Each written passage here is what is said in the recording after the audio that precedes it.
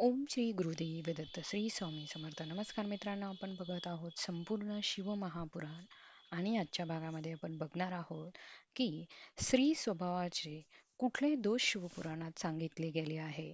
त्याचप्रमाणे कालज्ञान म्हणजे काय, तसेच काळाला जिंकण्याचे उपाय कोणते, त्याचप्रमाणे अमरत्व कशा प्रकारे प्राप्त होते, हे आजच्या व्हिडिओमध्ये आपण बघणार आहोत. त्यासाठी व्हिडिओ शेवटपर्यंत नक्की बघा आणि व्हिडिओ जर आवडला तर लाईक नक्की करा.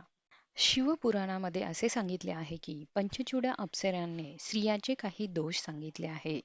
हे पंचचूड्या स्त्रीने कधी सांगितले तर एकदा देवश्री नारद नेहमीप्रमाणे भ्रमण करत असताना त्यांना एक अप्सरा दिसली आणि त्या अप्सरेचे नाव होते पंचचूडा. त्यावेळेस नारद तिला म्हणाले की मी तुझ्याकडून स्त्रियांचे काही दोष ऐकू इच्छितो. त्यावेळी पंचचूडा म्हणाली की कुलीन, विवाहित व सुंदर अशा स्त्री या कधीही मर्यादेत राहत नाही. हाच एक त्यांचा मोठा दोष आहे. स्त्रियांचा स्वभाव हा अतिशय रहस्यमय असा असतो आणि तो सर्व पापाच्या मुळाशी स्त्रीच कारणभूत आहे. धनवान, रूपवान आणि अनुरूप पती लाभूनही त्या प्रतीक्षा करू शकत नाही. त्या लज्जा सोडून पापी पुरुषाला भजतात. एखाद्याने थोडे जरी त्यांना प्रेम दिले तरी स्त्री ही त्याची होते. ज्या स्त्रीला पतीचे भय असते ती कोणाची होत नाही. स्त्रियांचा मनाचा अंदाज देखील कोणाला घेता येत नाही. युवा अवस्थेतील कुलीन स्त्रिया देखील पतीची कितीही श्रीमंती असली तरी जाराची अपेक्षा त्या करतात. ज्यांना स्त्रियांना घरात मान आहे त्या देखील पुरुषावर आसक्त होतात. नद्या समुद्राने तृप्त होत नाही त्याचप्रमाणे स्त्रिया देखील पुरुषांपासून तृप्त होत नाही. उत्तम वस्त्रे परिधान केलेल्या पुरुषाकडे स्त्रियांचे लक्ष जास्त जाते. अशा प्रकारे स्त्रियांचे दोष पंचचूडा अप्सरेने नारदांना सांगितले. आता कालज्ञान म्हणजे काय, तर पार्वतीने एकदा शंकरांना कालचक्राची माहिती विचारली. त्यावेळी पार्वतीला शिव म्हणाले की दिवस, पक्ष, महीन, ऋतू, अयन आणि सत्स्वर आदी बाह्य व अंतर्गत स्थूल सूक्ष्म चिन्हांनी मनुष्याचा मृत्यूचा कालावधी हा जाणला जातो. शरीर हे पांढरे अथवा पिवळे पडले, लाल झाले, मुख, मान, डोळे व जीभ यांना अडथळा निर्माण झाला, लोकांनी केलेला मोठा आवाज ऐकू येईनासा झाला, सूर्यचंद्र अथवा स्पष्ट प्रकाशात वस्तू काळ्या दिसू लागल्या, धुरकट दिसू लागतात, तोंडाला व कंठाला सारखी कोरड पडू लागते, जीभ स्थूल आणि दातातून घाण निघू लागते, पाणी, तेल व आरसा यामध्ये आपले प्रतिबिंब हे अतिशय विकृत दिसू लागते. तर अशा व्यक्तींचे आयुष्य हे 6 महिनेच आहे असे समजावे. डावा हात आठवडाभर एकसारखा फरफडत असेल तर सर्व अवयवांना पेटके येऊन टाळूसारखी दुखत असेल, सावलीला मस्तक नसेल तर 1 महिना आयुष्य असते. सूर्यचंद्राचे मंडळ प्रवाहीन दिसू लागले, सर्व दिशा फिरत आहे असे भासू लागले तर मृत्यू जवळ आला आहे असे समजावे. आता काळाला जिंकायचे कसे, काळाला मारण्याचे श्रेष्ठ साधन काय, तर त्यावर शिव म्हणतात की देव, दैत्य, यक्ष, राक्षस व मानव यापैकी कोणीही काळाचा नाश करू शकत नाही. पण जो कोणी ध्यान, पारायण योगी आहेत ते काळाला सुखपूर्वक नष्ट करतात. हे शरीर पृथ्वी, आप, तेज, वायू आणि आकाश या पंचमहाभूतांपासून उत्पन्न झालेले आहे व शेवटी त्यातच ते लय पावते. आकाशातून पृथ्वी प्रगट होते आणि पृथ्वी ही 5 गुणांनी युक्त आहे.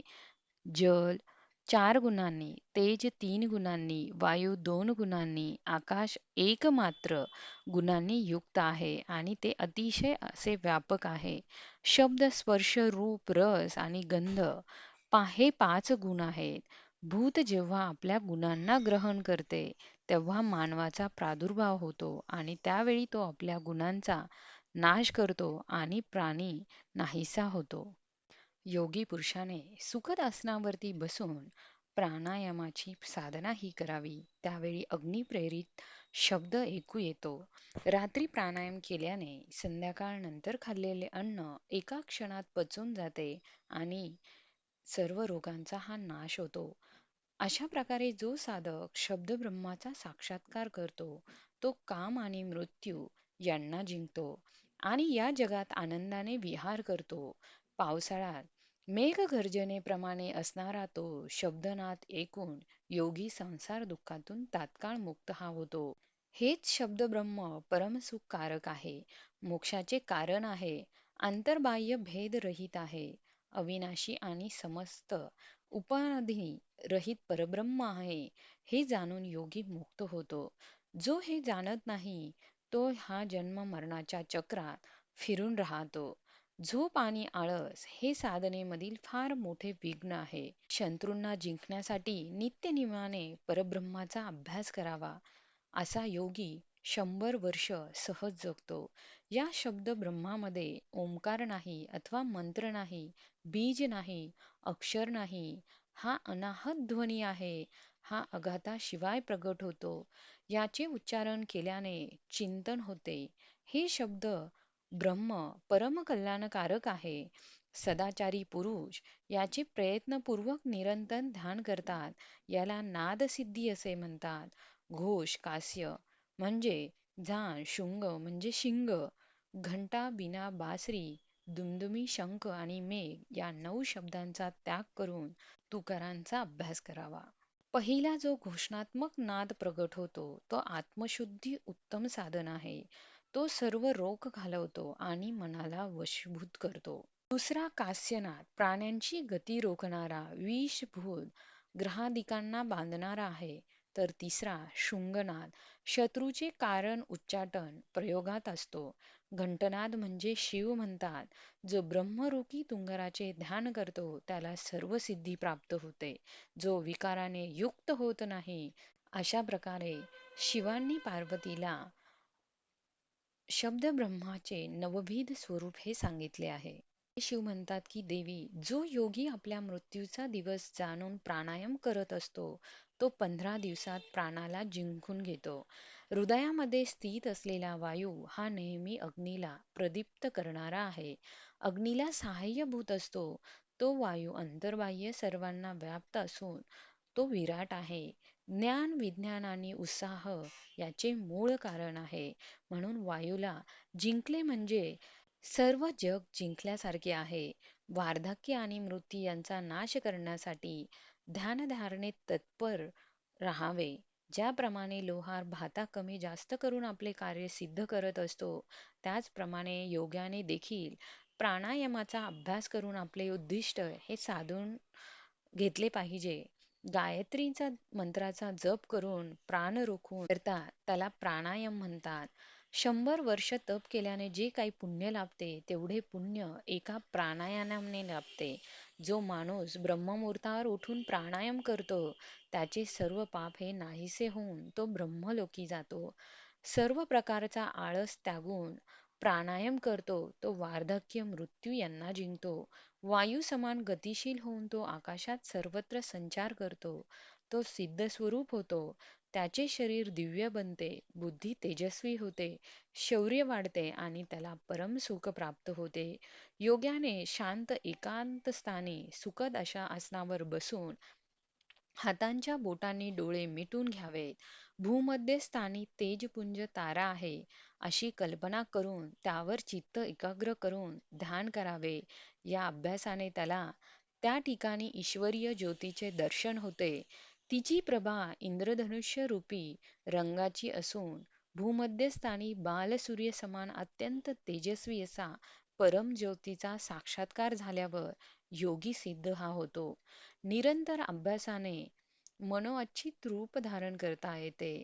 दूरचे बोलणे ऐकायला येते. एकाच वेळी अनेक रूप धारण करता येतात. आकाशात संचार करता येतो. या परमज्योती परमात्म्याला जाणून तो योगी काळाला उल्लंघन घालतो. ध्यान करणाऱ्या योग्याची तुर्या ही म्हणजे चौथी साधना आहे. यामध्ये योगी आपल्या चित्ताला स्थिर करून योग्य स्थळी सुखद आसनावर बसवतो. त्यावेळी टाळूतून अमृत बिंदू हे टिपकू लागतात. ते अल्ब जलबिंदू तो वायू बरोबर ग्रहण करतो.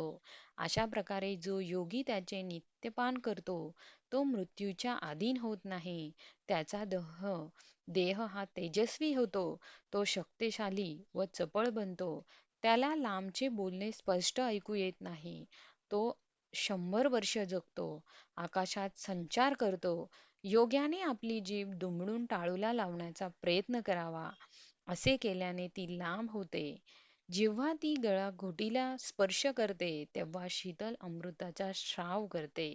जो योगी या अमृताचे नित्य सेवन करतो, त्याला अमरत्व प्राप्त होते. योगाच्या साहाय्याने जीवन हे अंतर्बाह्य आणि आनंदी होते. मित्रांनो, या पुढील भाग आपण पुढच्या व्हिडिओमध्ये बघणार आहोत. त्यासाठी तुम्ही जर चॅनलवर नवीन असाल तर चॅनलला सबस्क्राईब करा आणि तुम्हाला जर व्हिडिओ आवडला असेल तर व्हिडिओला लाईक करा आणि बेल आयकॉनला क्लिक करा. धन्यवाद.